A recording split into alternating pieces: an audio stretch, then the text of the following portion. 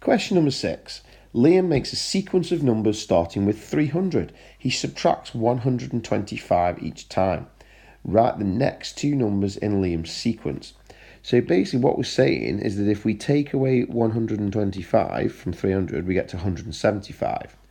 Take away another 125, we're going to get to 50. So we need to take away another 125 and then do the same again.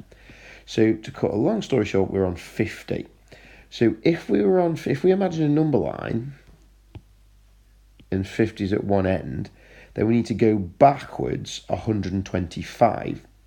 Now, one way we could do this is to break this down. If we go backwards just to 0, then that's going to be 50. So if we took 50 off, we'd get back to 0. But we need to take away 125 altogether. So we need to see how many more we need to go back so that we've done 125 altogether. Well, if you need to do 125, but you've already done 50, if you take that away, it'll show you how many more you need to do.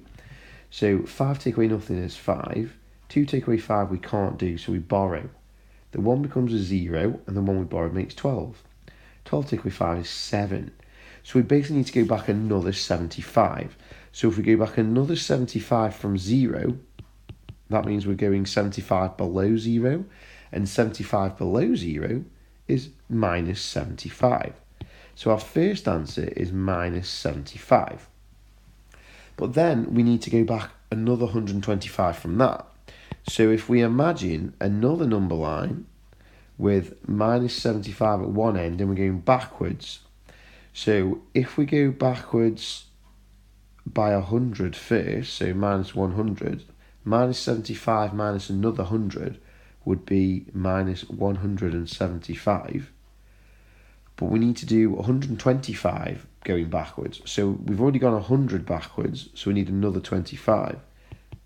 So if we're on minus 175 and we go back another 25, that means we've gone back 200 altogether. So we would be on minus 200.